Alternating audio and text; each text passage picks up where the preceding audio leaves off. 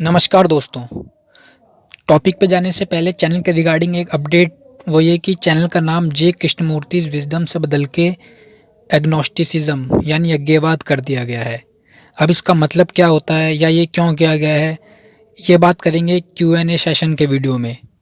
अभी के लिए आप बस इतना समझ लीजिए कि चैनल का सिर्फ नाम बदला है, पर्पज़ वही है। तो अब आते हैं आज के टॉपिक पे। तो हम जे कृष्णमूर्ति की book first and last freedom का हिंदी अनुवाद प्रथम और अंतिम मुक्ति पढ़ रहे थे, जिसका आज हम थर्ड चैप्टर पढ़ेंगे जो कि है स्वयंबोध यानी सेल्फ अंडरस्टैंडिंग या सेल्फ नॉलेज।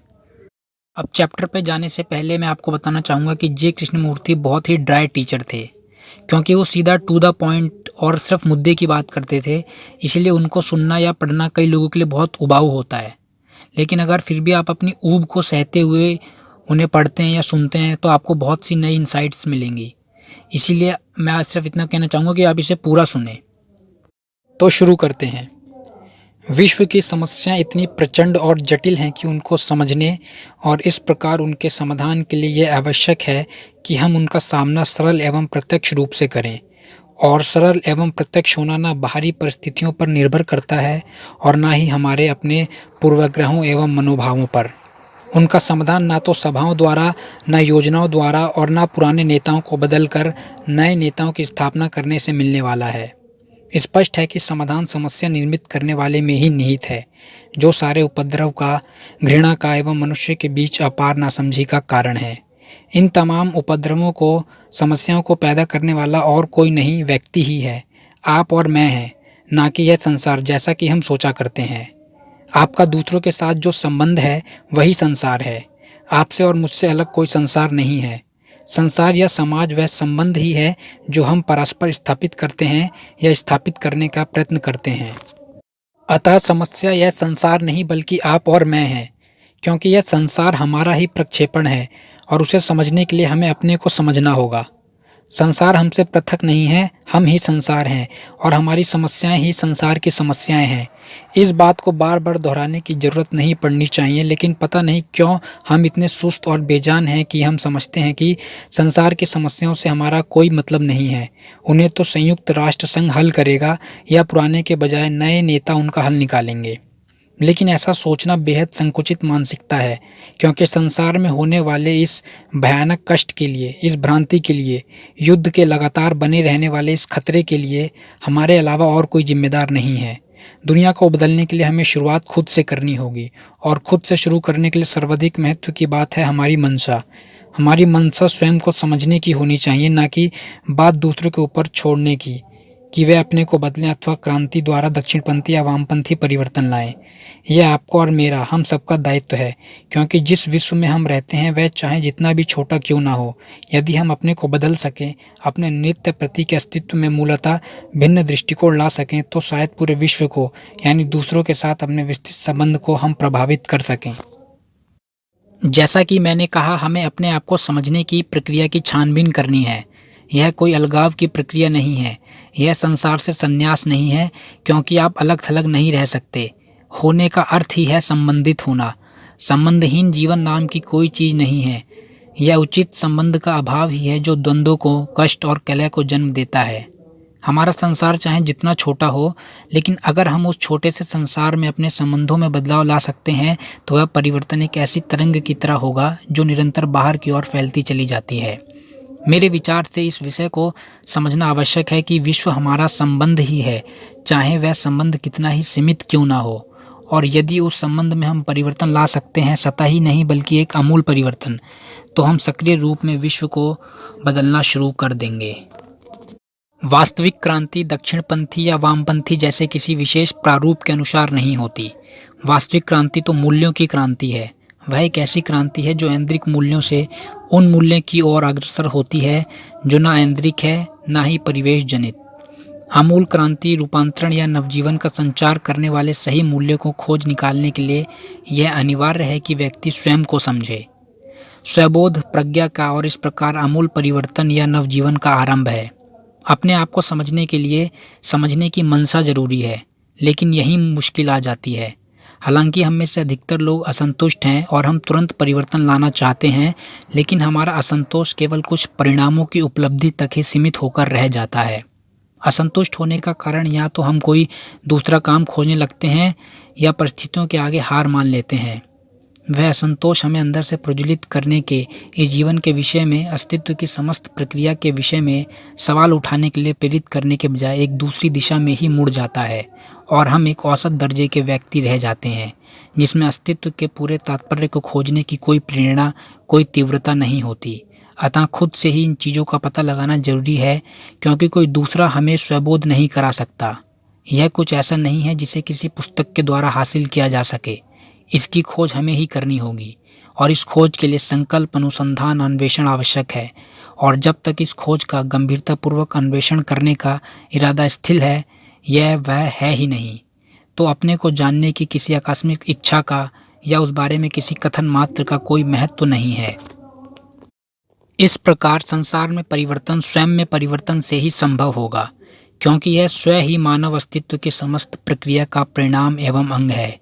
अपने आप को बदलने के लिए स्वबोध अनिवार्य है। बिना यह जाने कि आप क्या हैं, सही विचार का कोई आधार नहीं रहता और स्वयं को जाने बिना किसी प्रकार का परिवर्तन संभव नहीं है। हम जैसे हैं वैसे ही स्वयं को जानें, ना कि जैसा होना चाहते हैं, जो केवल एक आदर्श मात्र होगा और इसीलिए भ्रामक एवं अयथार्थ होगा। जो है, परिवर्तन केवल उसी में किया जा सकता है, आप जो होना चाहते हैं उसमें नहीं।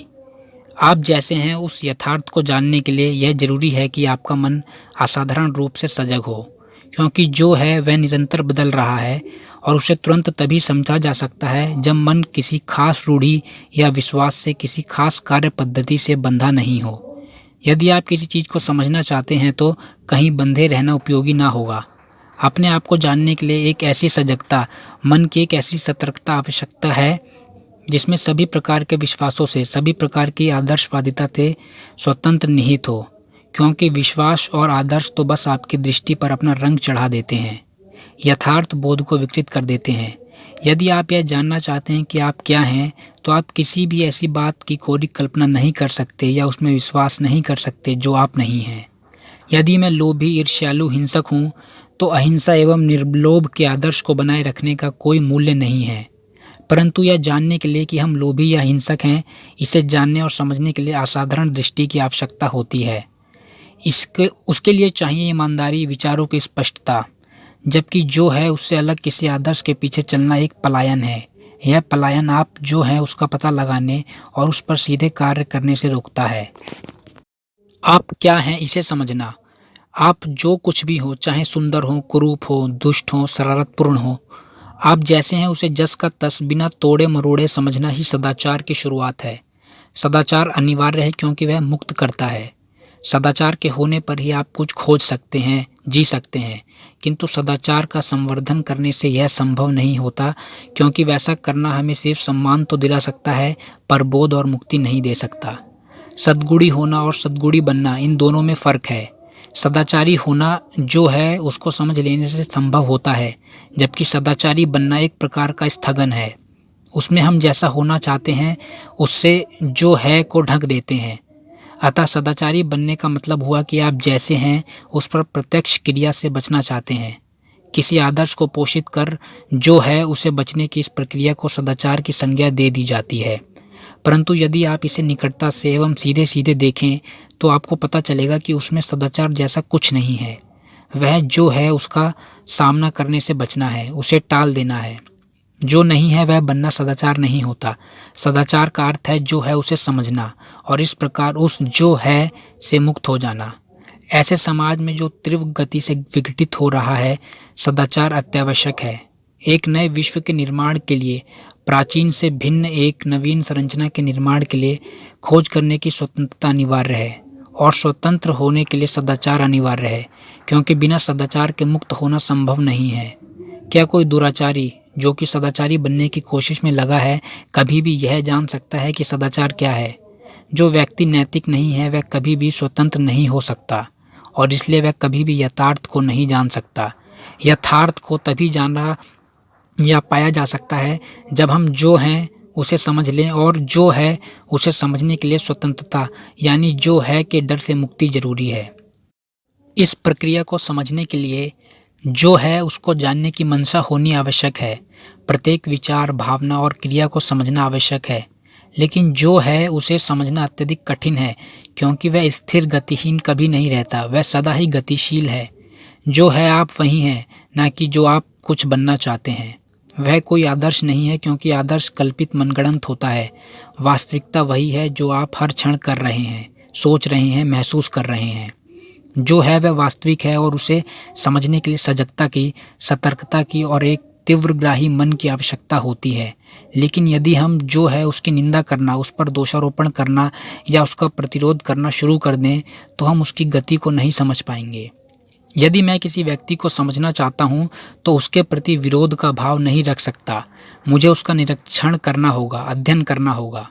जिसका मैं अध्ययन कर रहा हूँ, उससे प्रेम होना ज़रूरी है। यदि आप किसी बच्चे को समझना चाहते हैं, तो उससे आपको प्रेम करना होगा, ना कि उसकी आलोचना।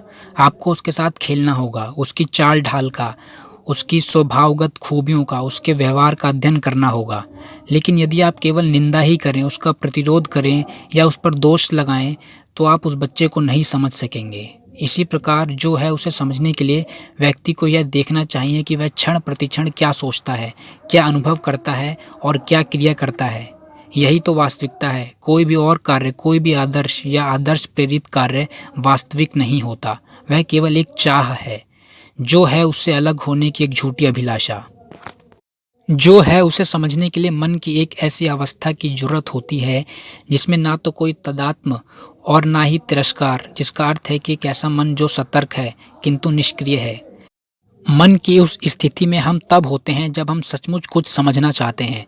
जब गहरी दिलचस्पी होती है, तभी मन की यह स्थिति होती है। जो है उसको समझने, यानी मन की वास्तविक स्थिति को समझने में जब किसी की दिलचस्पी हो, तो उसे किसी दबाव, अनुशासन या नियंत्रण की ज़रूरत नहीं होती। इसके विपरीत उस समय एक निष्क्रिय सतर्कता, एक जागरूकता होती है।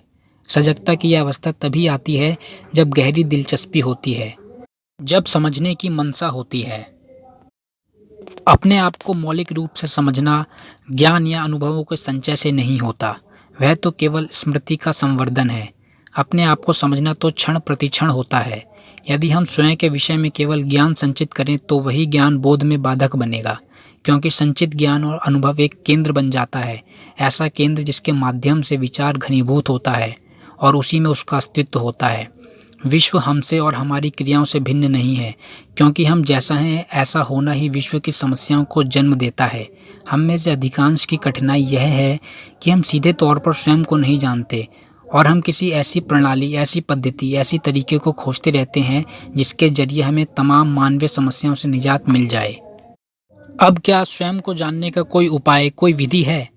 कोई भी चतुर व्यक्ति या कोई भी दार्शनिक किसी विधि या पद्धति का आविष्कार कर सकता है, लेकिन यह भी तय है कि उस विधि के अनुसरण का परिणाम भी उसी विचार प्रणाली के दायरे में होगा, है कि नहीं? यदि मैं अपने आप को जानने की किसी विशेष पद्धति का अनुसरण करूं, तो मुझे वही परिणाम प्राप्त होगा जो उस पद्धति में सन्निहित है, और स्पष्ट है कि वह परिणाम मेरा स्वयं को समझना नहीं है। इसका अर्थ है कि अपने को समझने के लिए किसी पद्धति को अपनाकर मैं एक प्रारूप के अनुसार अपनी सोच को, अपनी क्रियाओं को ढालता हूँ, लेकिन किसी ढांचे को अपनाना खुद को समझना नहीं है। अतः अपने आप को जानने की कोई पद्धति नहीं है। किसी पद्धति को खोजने का सिर्फ एक ही अर्थ है कि हम किसी परिणाम को हासिल करना चाहते हैं, और वही तो हम सभी को चाहिए। हम किसी सत्ता प्रमाण का अनुसरण करते हैं। यदि वह किसी व्यक्ति का नहीं है, तो किसी पद्धति या विचारधारा का हो सकता है, क्योंकि हम कोई ऐसा परिणाम चाहते हैं जो संतोषजनक हो और हमें सुरक्षा दे सके।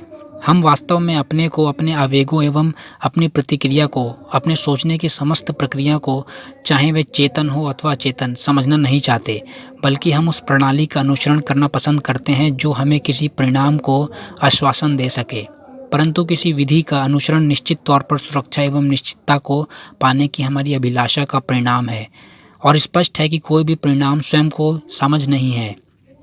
जब हम किसी पद्धति का अनुसरण करते हैं, तो हमें आप्त व्यक्ति, आचार्य, गुरु, उद्धारक, महात्मा की आवश्यकता पड़ती है, जो हमें हमारी इच्छा के अनुकूल आश्वासन दे सके, और निसंदेह वह स्वबोध का मार्ग नहीं है। सत्ता या प्रमाण हमें स्वयं को समझने से रोकते हैं। क्या ऐसा नहीं है? या फिर किसी मार्गदर्शक की शरण में जाने से आपको स्थायी रूप से सुरक्षा का, अपने कल्याण का बोध हो सकता है, लेकिन यह स्वयं की समूची प्रक्रिया को समझना नहीं है। प्रामाण्य का स्वरूप ही ऐसा है कि वह आपको अपने प्रति पूर्णतः सचेत नहीं होने देता और इस प्रकार अंततः स्वतंत्रता छीन लेता है। और सृजनशीलता तो केवल स्वतंत्रता में ही संभव है। सृजनशीलता केवल स्वयंबोध से ही आ सकती है। हम में से अधिकांश लोग सृजनशील नहीं हैं। हम दोहराने वाली मशीनें हैं, केवल ग्रामोफोन के रिकॉर्ड जो बार बार अपने या दूसरों के किन्हीं अनुभव, निष्कर्षों या स्मृतियों के गीत गाते हैं। दोहराना सृजनशील होता नहीं है, पर हम दोहराते रहना चाहते हैं। चूँकि हम भीतर से सुरक्षित होना चाहते हैं, हम निरंतर इस सुरक्षा के लिए पद्धतियों एवं विधियों की खोज में लगे रहते हैं और इस प्रकार हम किसी सत्ता या प्रामाण्य को स्थापित कर लेते हैं, किसी दूसरे की पूजा करने लगते हैं। इससे समझ और सूझबूझ, मन की वह सहज शांति नष्ट हो जाती है जो सृजनशील अवस्था के लिए अपरिहार्य है, यानी जरूरी है। निसंदेह हमारी कठिनाई यही है कि हम में से अधिकांश व्यक्तियों ने सृजनशीलता के इस बोध को खो दिया है। सृजनशील होने का यह अर्थ नहीं है कि हम चित्रकारी करें, कविताएं लिखें और प्रसिद्ध हो जाएं। यह सृजनशीलता नहीं है, यह केवल किसी विचार को अभिव्यक्त करने की क्षमता है जिसकी लोग प्रशंसा करते हैं या उपेक्षा करते हैं। अभिव्यक्ति की क्षमता और सृजनशीलता दो अलग बातें हैं। वैसी क्षमता सृजनशीलता नहीं है। सृजनशीलता पूर्णतः एक दूसरी ही अवस्था है। यह ऐसी अवस्था है जिसमें स्वयं मौजूद नहीं रहता, जिसमें मन हमारे अनुभवों, हमारी महत्वाकांक्षाओं, हमारी दौड़ और हमारी इच्छाओं का केंद्र नहीं बना रहता। सृजनशीलता कोई निरंतरता की अवस्था नहीं है, यह क्षण प्रतिक्षण नवीन होती है। यह एक ऐसी गति है जिसमें मैं, मेरा कुछ नहीं रहता, जिसमें विचार किसी विशेष अनुभव, महत्वाकांक्षा, उपलब्धि, प्रयोजन और अभिप्राय पर केंद्रित नहीं रहता। सृजनशीलता केवल वही होती है जहाँ स्वयं का अभाव होता है और यही वह अवस्था है जिसमें वह यथार्थ संभव होता है जो सभी वस्तुओं का सृजक है। परंतु इस अवस्था की ना तो कल्पना की जा सकती है और ना ही अवधारणा बनाई जा सकती है। इसे ना तो सूत्रों में बांधा जा सकता है और ना इसका अनुकरण किया जा सकता है। इसे किसी भी विधि, दर्शन या अनुशासन के द्वारा नहीं पाया जा सकता। यह अवस्था तभी संभव होती है जब हम अपने स्वयं की समूची प्रक्रिया को समझ लेते हैं। स्वयं को समझना कोई परिणाम, कोई चरम अवस्था नहीं है। वह है प्रतिक्षण स्वयं को पारस्परिक संबंध के दर्पण में देखना, संपत्ति से, वस्तुओं से, व्यक्तियों से और विचारों से अपने संबंध के दर्पण में। लेकिन इतना सतर्क होना, इतना सचेत होना हमें दुष्कर लगता है और हम किसी पद्धति को अपनाकर सत्ता या प्रामाण्य को, अंधविश्वासों तथा तुष्ट करने वाले सिद्धांतों को स्वीकार कर अपने मन को मंद बना लेना पसंद करते हैं। इसलिए हमारा मन क्लांत, क्षीण और असंवेदनशील हो जाता है। ऐसा मन सृजनशीलता की अवस्था में नहीं हो सकता। सृजनशीलता की यह अवस्था तभी आती है जबकि स्वयं, जो कि पहचानने और संचित करते जाने की प्रक्रिया है, लुप्त हो जाता है, क्योंकि अंततः मैं के रूप में चेतना ही पहचानने का केंद्र है और पहचान लेना अनुभव के संचय की प्रक्रिया भर है। लेकिन हम सब कुछ ना होने से भयभीत हैं, क्योंकि हम सभी कुछ बनना चाहते हैं। छोटा आदमी बड़ा आदमी होना चाहता है, दुर्गुणी सद्गुणी होना चाहता है, दुर्बल और निस्तेज व्यक्ति शक्ति, पद और अधिकार की लालसा रखता है। यह मन की एक अनावृत क्रिया है। ऐसा मन कभी शांत नहीं हो सकता, इसलिए वह कभी भी सृजनशीलता की अवस्था को नहीं समझ सकता। अपने चारों ओर के विश्व को बदलने के लिए, जिसमें दुर्दशा, युद्ध, बेकारी, भूख, वर्ग विभाजन और अत्यधिक भ्रांति है, हमारे अंदर आमूल परिवर्तन होना आवश्यक है। क्रांति की शुरुआत हमारे भीतर ही होनी चाहिए, लेकिन किसी विश्वास या विचारधारा के अनुसार नहीं, क्योंकि वह क्रांति जो किसी विचारधारा पर आधारित है या किसी विशेष प्रारूप का अनुसरण है, वास्तव में क्रांति है ही नहीं। स्वयं में एक अमूल क्रांति लाने के लिए हमें संबंधों के बीच अपने विचारों तथा भावनाओं की समस्त प्रक्रिया को समझना होगा। हमारी सभी समस्याओं का केवल यही समाधान है, ना कि और अधिक अनुशासन, और अधिक विश्वासों, और अधिक विचारधाराओं और भावनाओं और गुरुओं का सहारा लेना। स्वयं को संचय की प्रक्रिया के बिना ज्यों का त्यों क्षण प्रतिक्षण समझने के साथ एक ऐसी शांति, एक ऐसा ठहराव आता है जो मन की उपज नहीं है। एक ऐसी शांति जो ना तो कल्पित है और ना ही जिसका संवर्धन किया जा सकता है। शांति की वह अवस्था में ही सृजनशीलता संभव है। तो दोस्तों, 3rd चैप्टर यहीं ख़त्म होता है। उम्मीद करता हूँ आपको बहुत कुछ सीखने को और जानने को मिला होगा और आपको पसंद भी आया होगा। अगर अच्छा लगा तो वीडियो को लाइक करें और साथ ही और भी वीडियोस के लिए चैनल को सब्सक्राइब कर लें। And finally, thank you for your valuable time.